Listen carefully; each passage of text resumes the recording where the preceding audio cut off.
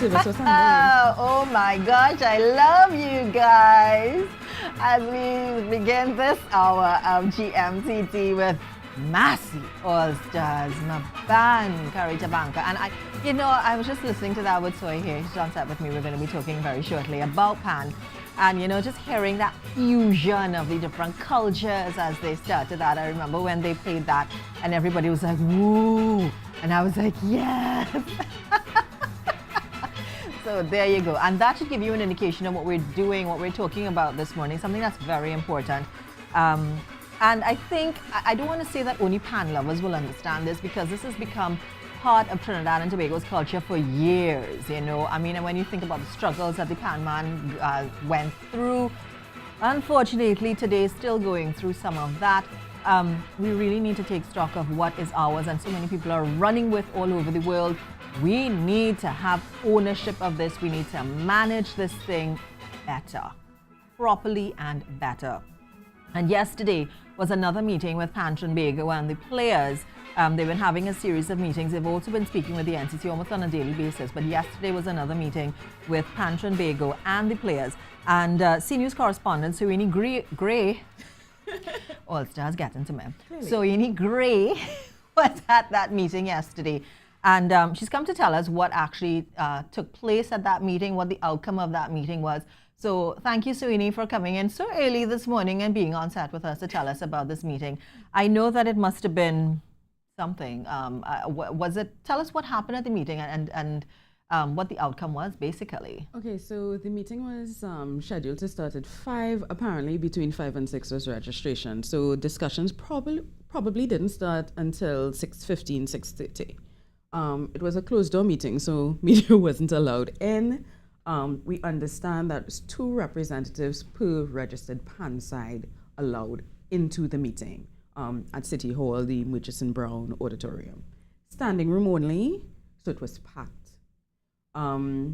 Very early on, though, we started seeing people filter out of the meeting.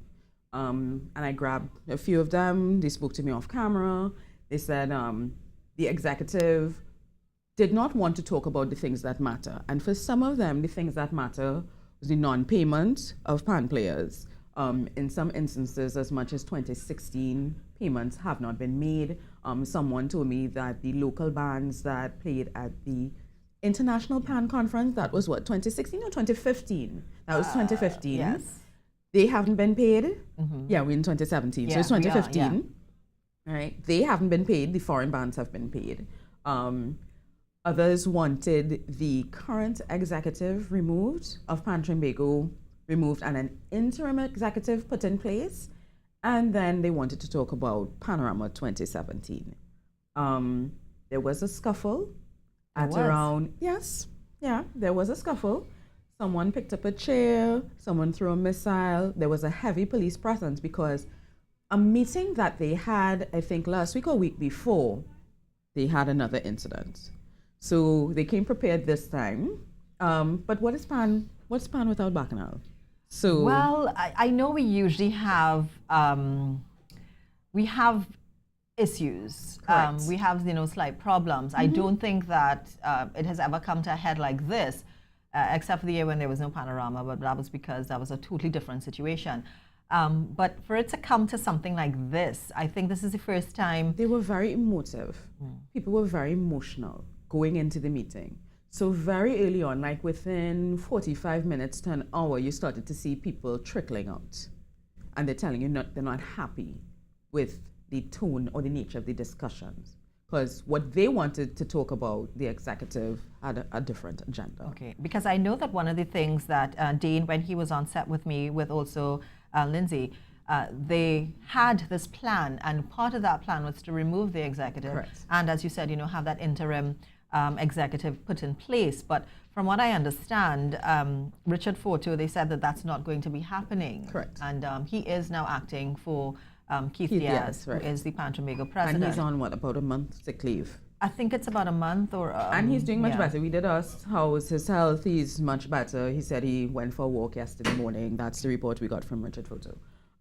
So towards, just to wrap up, because I know you don't have a lot of time, we did an interview with Richard Forto. Dane Golson, Gregory Lindsay on each side, crowded.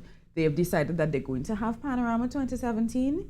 It was supposed to start, I think, today. It's been pushed back by a week because that whole non-payment issue. Panmen weren't coming to practice, so they're not ready. So they need at least a week to maybe do some prep and get some sort of semblance of readiness for Panorama competition. We should find out by the end of today what the revised schedule is. And all other concerns and issues will be addressed after Panorama, so after Carnival. One thing I want to find out though, because one of the main things that, this whole thing started was non-payment. I mean, part of it was the executive part, but I think a major part of it was non-payment. Because by now, in previous years, players would have been paid. This time it's taking forever for that to happen. Have they been? I mean, because we still haven't heard whether or not they but they're still going to go ahead with the Panorama because that was one of the major tenets that they stood So we got a lot of the voice of the Pan man, or the voice of Pan is the voice of God.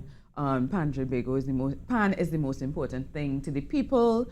So I think what the managers are going to try to do is to convince their membership that the culture, the national instrument, is way more important. Not that they're not going to fight this issue. Like I said, I spoke to Dane. He said we are going to bring up our issues or deal with them after Panorama. Okay. Well, let's hope they but then after Panorama, then there's also going to be the payment for 2017. I mean, the money is there, so I suppose the NCC also, because I did speak with Kenny De Silva, has to look at exactly who has to get paid. I mean, the people who have to get paid, because it's not just the Pan man. There are also other people that PanTrinbago hired back in 2016 for various activities during the Panorama season. They also have to be paid.